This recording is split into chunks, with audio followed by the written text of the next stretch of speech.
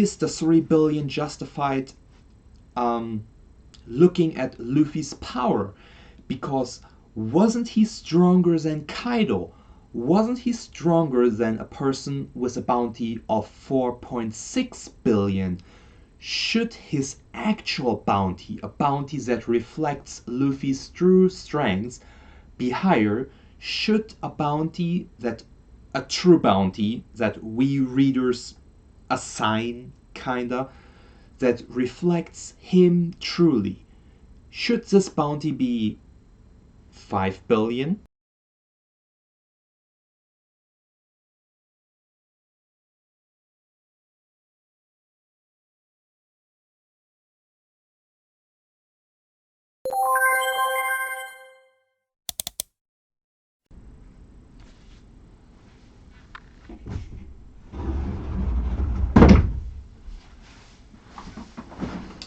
Hello and welcome for my review of the latest chapter of One Piece. So for the chapter, I think a lot of things happened and I won't be able to address everything in this chapter, as this was just a chapter that laid out so many things, and I think this will be the turning point for future events. And we have things like Green Bull appearing in Wano Kuni, we have the revelation of the bounties, we have the party going on, we have the reaction of the Gorosei, and we have the revelation who are the new emperors of the sea, getting to know that, surprise surprise, it's Buggy the clown, and Luffy substituting Kaido and Big Mom. So lots of things, and addressing each of these things would get this video to probably be like 30-40 minutes.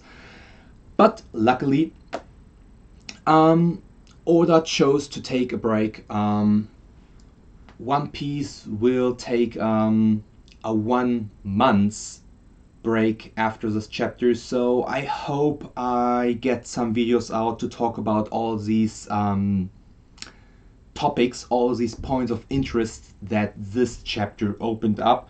So in this video I want to mostly focus on the bounties. Before that, a quick review, or rather even just a quick overview of the chapter. Let's get into it. Let's get into it. So chapter 1053 opens up with a beautiful color cover, and the Gorosei, the 5 elders, seemingly not being in agreement with the pictures chosen for the bounty, specifically Luffy and his D in Monkey D. Luffy being included in the bounty, but not part of this video. This video shall be dedicated to the topic of discussing the bounties of the newly assigned bounties, specifically Luffy, Law, and Kid. I will not further address my reasoning or what I think is the reasoning for this statement. And Morgan seems to become more and more a likable character for the community, being the one who spreads the news against the world government, against the 5 elders' wish, just as a true journalist would do. And we have the 3 bounties revealed for Luffy, Kid, and Kaido, each getting 3 billion 3 billion belly, the currency in the One Piece world. And we get some pictures of citizens all around the world being surprised, amazed, confused, whatever about this news.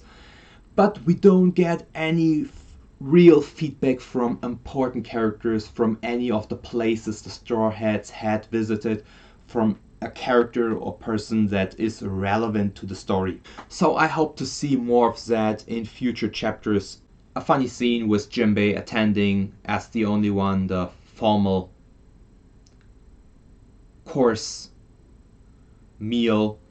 And Luffy and the Straw Hats and everyone around them is partying and having fun, what we expected. But the chapter does not shy away to quickly transition to building more story, revealing important bits to the reader, and dropping another big bomb that I can sadly not much further address in this video, which is confirming that Pluton, one of the 3 ancient weapons, rests in Wano Kuni, and dropping another bomb that the Tengu is actually Sukiyaki, Oden's father, or Momonosuke's grandfather, who seems to choose to not reveal himself to the others.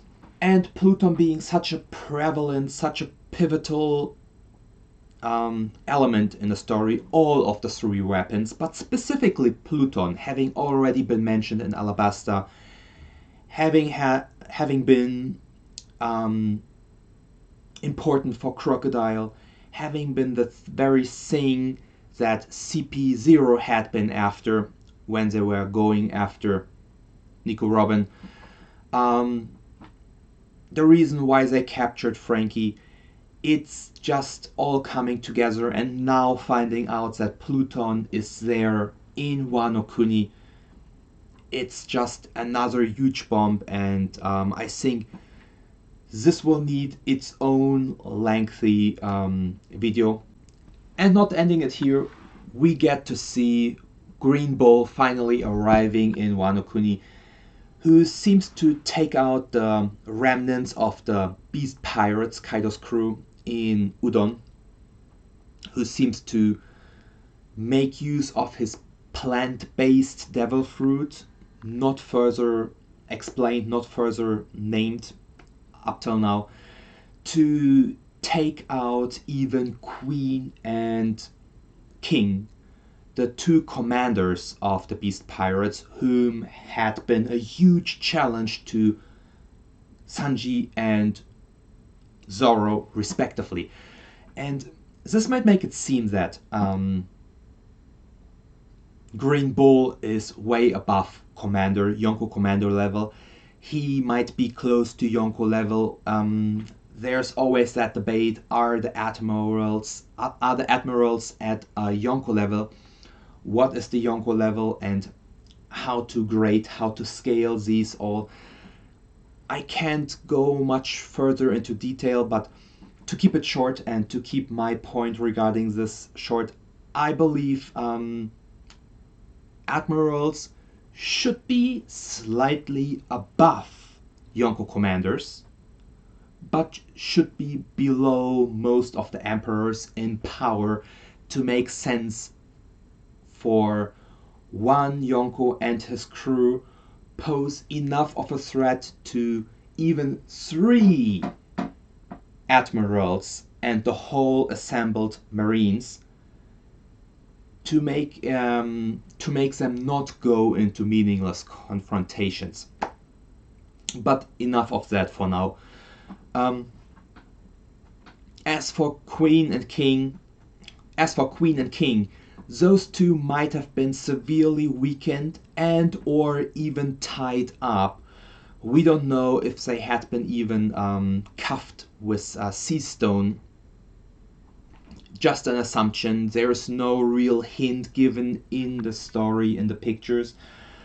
But due to the context of this happening in Udon, the former prison of Wano Kuni, I assume that the Alliance and the citizens of Wano Kuni had taken in the remnants of the Beast Pirate crew, tied them up, locked them up, and possibly attached sea stone to the devil fruit users, just as was done with Luffy and Kid prior to Big Mom smashing into Udon, if you remember.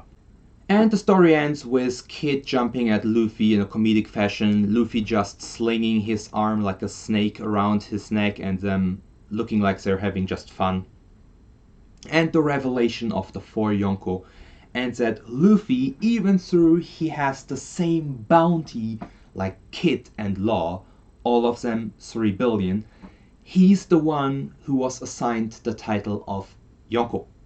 Yon meaning 4, Yonko means in this context the 4 rulers, the 4 emperors. Oda could have gone out of his way to create 5 emperors or maybe 6 emperors, but maybe that didn't sit well with him. Maybe he wanted to stick to that number, that 4 rulers, to keep it the 4 emperors. So he chose to make it just Shanks, Teach, Luffy, and Buggy. Why Buggy? I think it's not just for the comedy, for the fun, for the comedic relief. Of course it's fun. Of course One Piece is always known to have the sprinkle of the small breeze of humor sprinkled into the story, and sometimes even more than just humor, outright ridiculousness. And that's fine. That's why people love One Piece, I think. But I think there's more to Buggy, and that, at least from the perspective of the world government, makes it justified to make Buggy an emperor. But more to that in a possible another video. So now, without further ado, to the main topic I set for this video, talking about the bounties, talking about the 3 billion, talking about the 3 billion for Luffy, but also Kid and Law. I think, as many fans have already noticed and pointed out, you can see it on Twitter being like nicely cut together. The bounties of the 3 are parallel to the 2 bounties of Kid and Big Mom. Those 2 having a bounty, Kid, Big Mom plus Kaido, of about, slightly less, but about 9 billion belly. And Luffy, Kid, and Law having defeated those 2, those 3 having defeated those 2, was probably the justification to give a total bounty of 9 billion, of just slightly more, to those 3. And since it was a group effort, it was split even. Now, we don't know exactly how well aware the world government is of the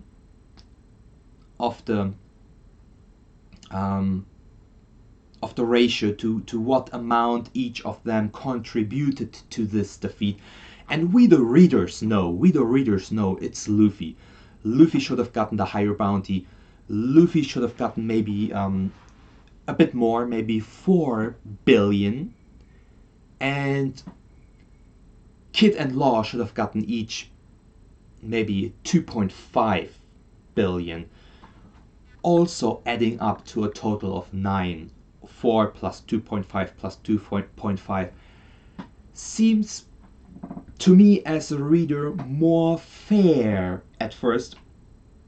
But something I talked in a previous video is the implication. It's the implication of Luffy receiving a bounty of 4 billion or even higher. Or even, worst case, higher than Kaido. Let's assume Luffy would have received a bounty of just 4 billion. He would pretty much be on one level with Shanks.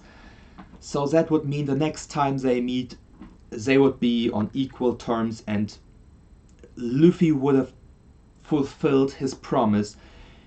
He would be due to give back his hat, as that was pretty much their initial deal. Shanks is gonna give Luffy the hat to see Luffy become a big pirate, as Luffy promised he'd be. And for Luffy, that was always something that he wanted to give back. He said always, that's Shanks' hat. And him being pretty much as strong as Shanks would mean there is not anyone, at least in Bounty, being stronger than Luffy, which would make pretty much only the Marines the only obstacle left. And remember, Blackbeard's teach, his bounty is even lower. It's even way lower. So at this point, we had Teach, Blackbeard, hyped up as this big antagonist who stole Whitebeard's devil fruit, who is the first person known in the One Piece world to have 2 devil fruits, 2 incredibly powerful devil fruits. The Darkness devil fruit and the one that is capable of creating earthquakes. And with those 2 devil fruits, we can assume he is a very, very powerful person in the One Piece world. He probably is not an emperor without justification. He probably rightfully carries that title, as we have to assume even his crew seems to be quite a strong crew that had amassed many, many devil fruits.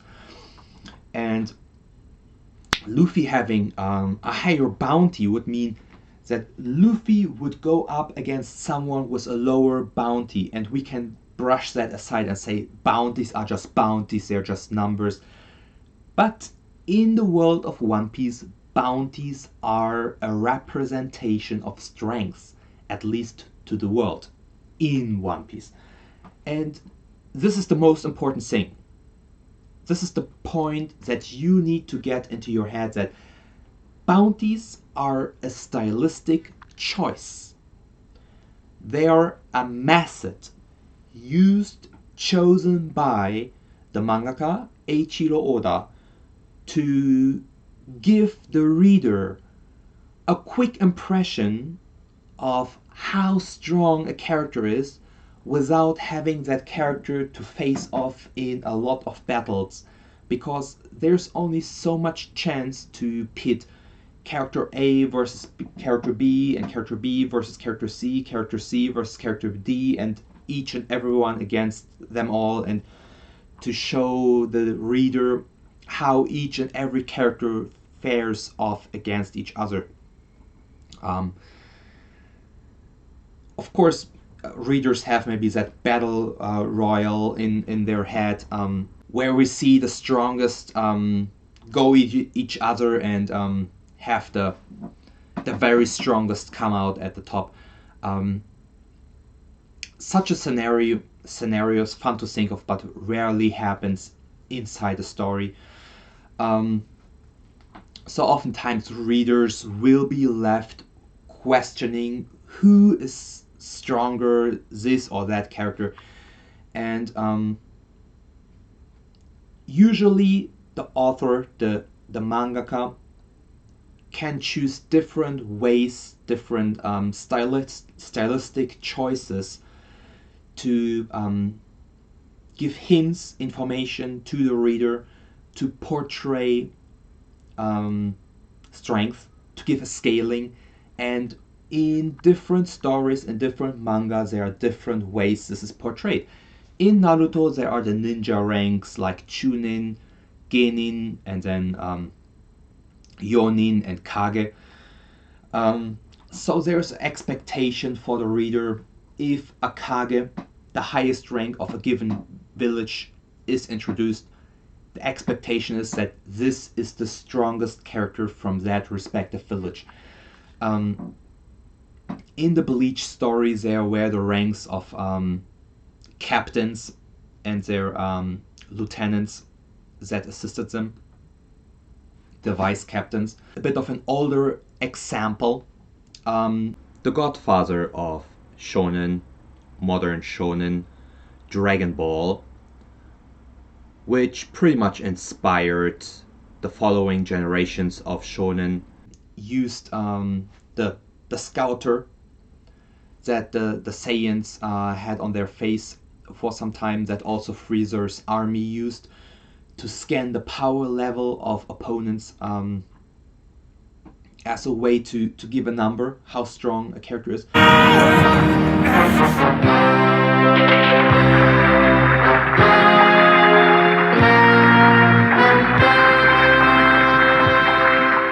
Vegeta, what did you say his power level is?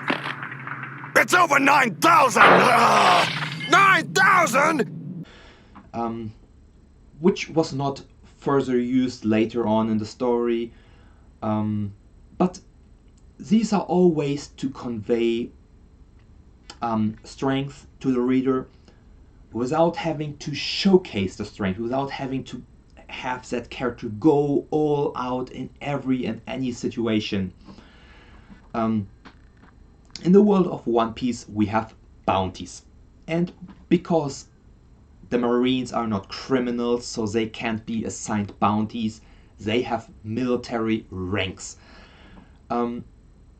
This is not to say that there is the impossibility of someone of lower rank is stronger than someone of higher rank. There are clearly exceptions laid out in the story of One Piece, most prominently Garp. We had the situation where 2 Admiral positions became vacant. One due to Sakazuki moving up, and one due to Aokiji quitting the Marines after his fight with Sakazuki. These 2 positions were filled by the 2 newly appointed admirals, Green Bull and Fujitola. And we can assume them being admirals, they are probably strong enough for that position. So it's not that they've suddenly got a boost in power just by moving up a rank. They've probably been as strong as they are now in the story even before moving up a rank. Before, they've probably been just regular vice admirals, which proves, yes, there are vice admirals, possibly even now, who might be strong enough to be admiral, but also there probably was a reason that they have not been admirals before. If they would have been exactly or even stronger than the previous admirals, then most importantly Aokiji with his Ice Devil fruit.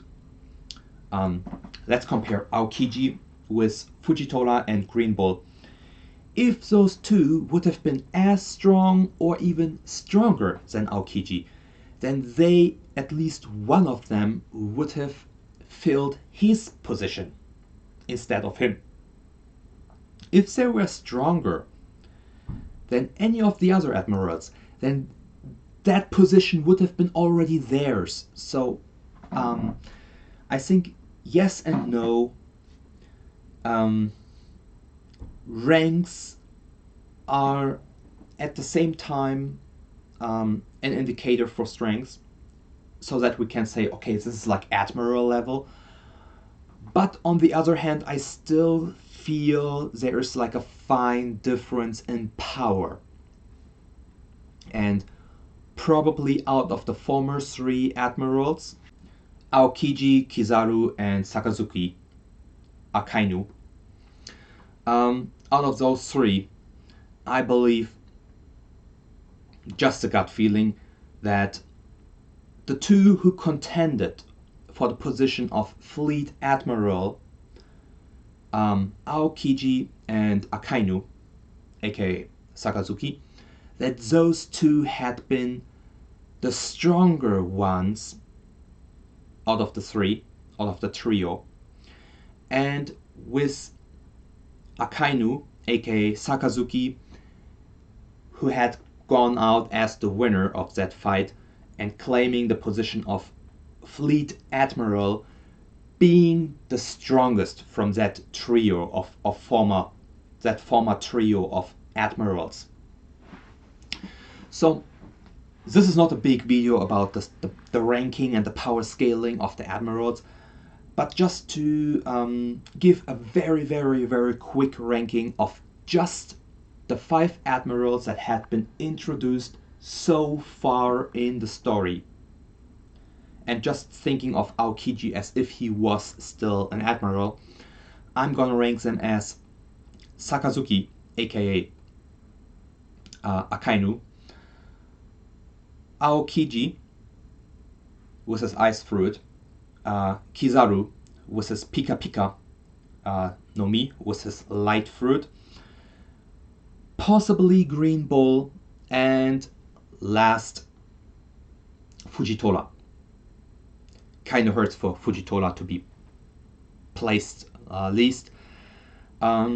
Maybe it's just due to his character being the most tame and being the one who has the most responsibility, feeling the most responsible, it seems, towards being a guardian of the general population of the people, of the common folks.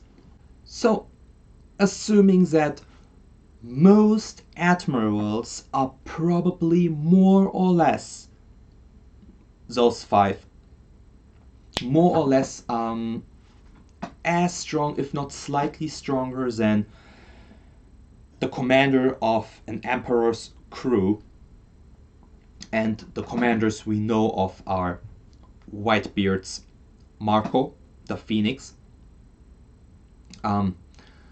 For Blackbeard's crew, I'm not so sure if that's Jesus Burgess or Shiryu, the swordsman from Impel Down.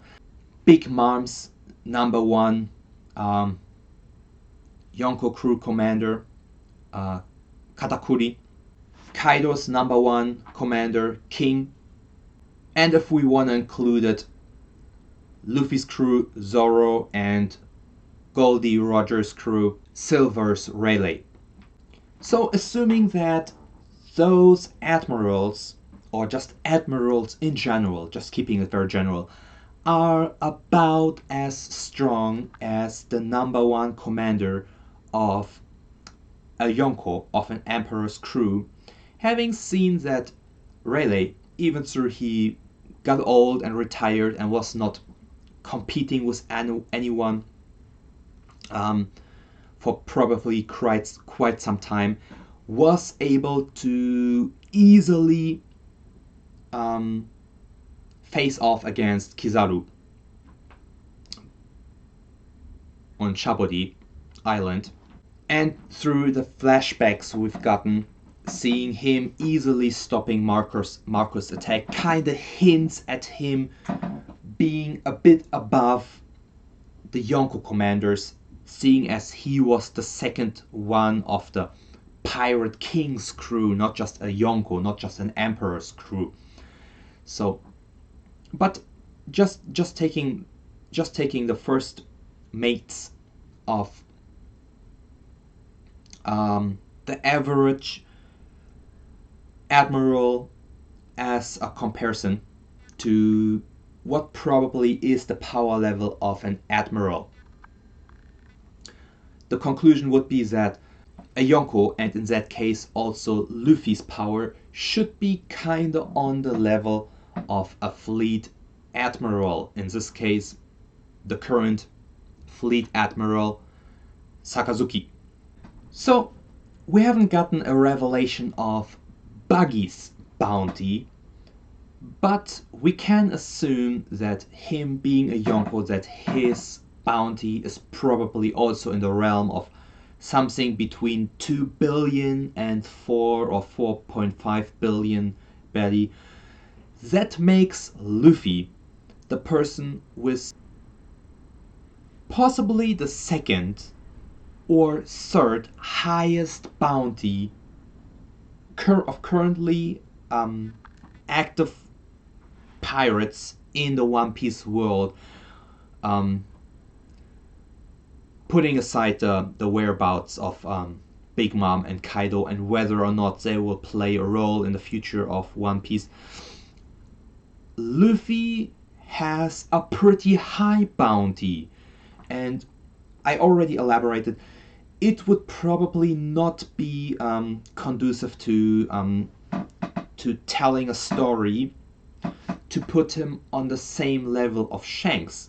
So, is the 3 billion justified? Looking at Luffy's power, because wasn't he stronger than Kaido? Wasn't he stronger than a person with a bounty of 4.6 billion? Should his actual bounty, a bounty that reflects Luffy's true strengths, be higher? Should a true bounty that we readers assign, kinda, that reflects him truly, should this bounty be 5 billion? Just based, not based on in One Piece world logic, but simply based on power?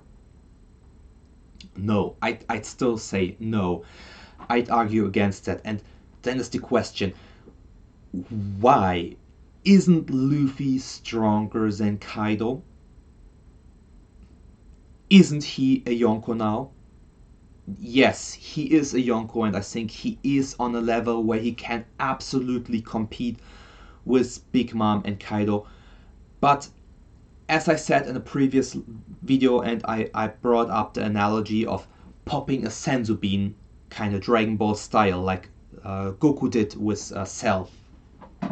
And you were to bring Kaido into his top performance, his top state, you pop a senzu bean. You bring Luffy into his top performance, his top state, have them both go at each other at 100%, both have their HP filled at 100%, fresh and fit, they both know their strengths and weaknesses, and they go at each other fully content, beating the other person. I don't see Luffy yet being there where Kaido is. And some people might say, what? He clearly beat Kaido. But that was after a long series of battles with many opponents. And people might say, yes, Luffy was also fighting along the way. He was fighting his way up the tower, up Onigashima to reach Kaido. But that was mostly fodder. That was just some gifters with joke devil fruits. There was even some joke in the series where Luffy just knocked them away with a single punch, or just kicked them out of the way. The only decently serious fight was against Ulti, and Ulti being an opponent that was built up for Nami, even through her bounty was decent, was not someone who fought Luffy extensively. It was not an extensive fight that spent many chapters. It was not a hard fight. It was not even like Bruno from CP9 back on Annie's Lobby. It's not even comparable to that. So Luffy had really absolutely no fight against anyone prior to stepping up and joining Kid, Law, Zoro, and Killer in their fight 5 versus 2 against Big Mom and Kaido.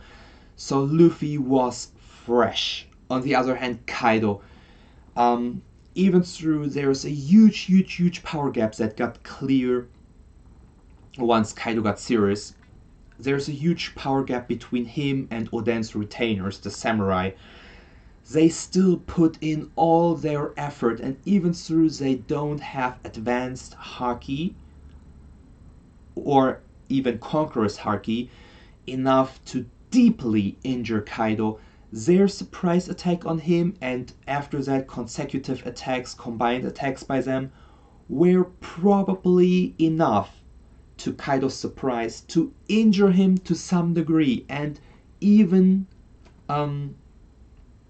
it's even stated that Haki is not an infinite source. Even weaker characters can whittle down on a stronger opponent, and Kaido was fighting non-stop. He was fighting the retainers.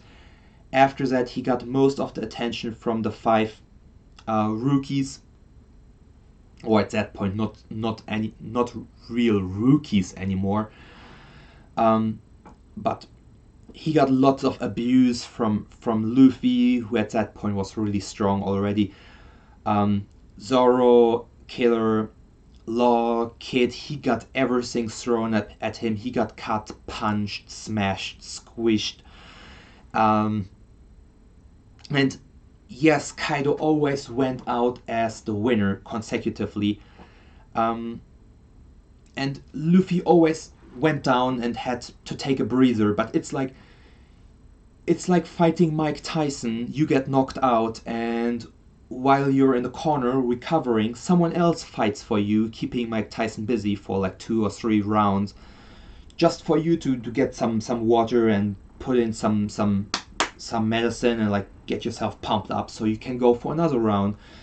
Yes, you get knocked out again, but then you call your another buddy who jumps into the ring, keeps Mike Tyson busy.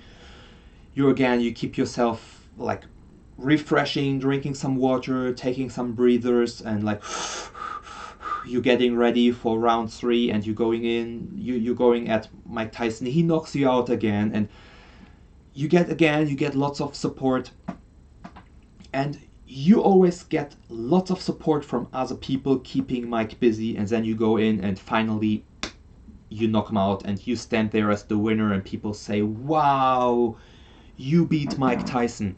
That's pretty much what happened with Luffy. He pretty much challenged Mike Tyson, like prime Mike. And Luffy was strong. He was a strong contender. I think he definitely can keep up. It's like keeping up with Mike for 4 or 5 rounds. That's like super respectable. But can you knock him out? No, not really. You're not there yet. So that's the case with Luffy. Luffy could contend with Kaido, but alone he could not have done it.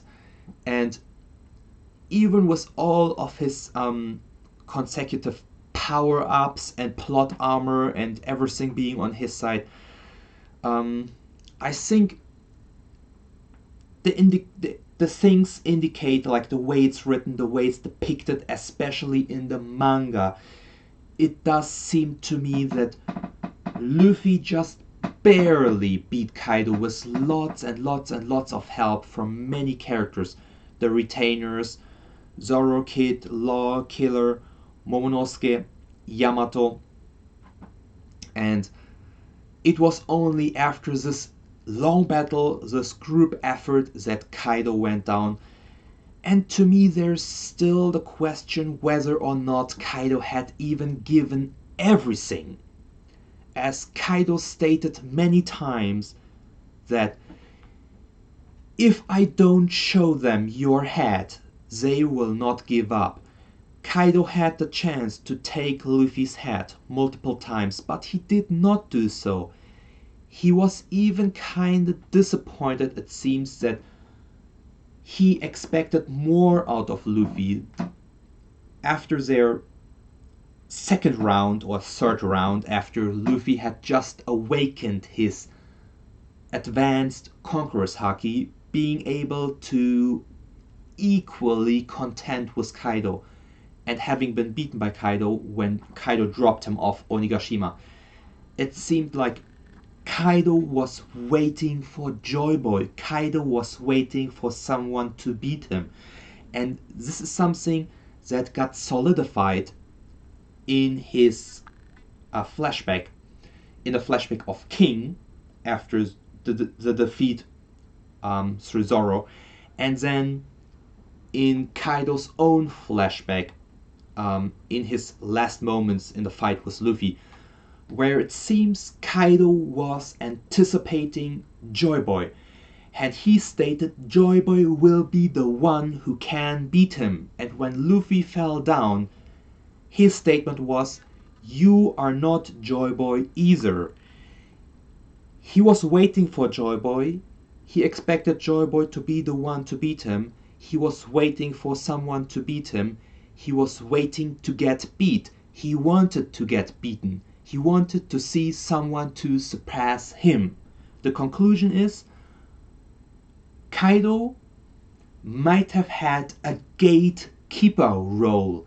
His role, even though he was portrayed as that menacing evil who supported Orochi, might have ultimately served kind of a good purpose. And Kaido might not have given everything. This was not a battle to the death. It's not like we've seen Kaido get impaled, bleeding out, being on the ground, dying, and being checked on and confirmed be dead. Like, that's it for Kaido. That's Kaido's out. I think that's not the last we've seen of Kaido. I think Kaido and possibly also Big Mom will return, not necessarily as antagonists, possibly as semi-supportive characters, and their last battle will not be against the Straw Hats. I think Kaido's last stand will be one to protect Wano Kuni and to protect the Straw Hats. This is it, and I'm out. I hope you enjoyed my video, and to sum it up, I think the bounty of Luffy is more than justified. 3 billion is plenty, and fans who expected more or who want to see more or think it does not represent Luffy's strengths as he beat Kaido. No way. 3 billion is plenty. If there's anything to debate, it's whether or not 3 billion for Law and Kid isn't way too much. But that's another story that I might not get to cover in detail. Make up your own mind. I hope you enjoyed it. I hope you had fun. One more time, thank you for watching. It's a long video. I know I talked too much, but thank you for tuning in. Bye.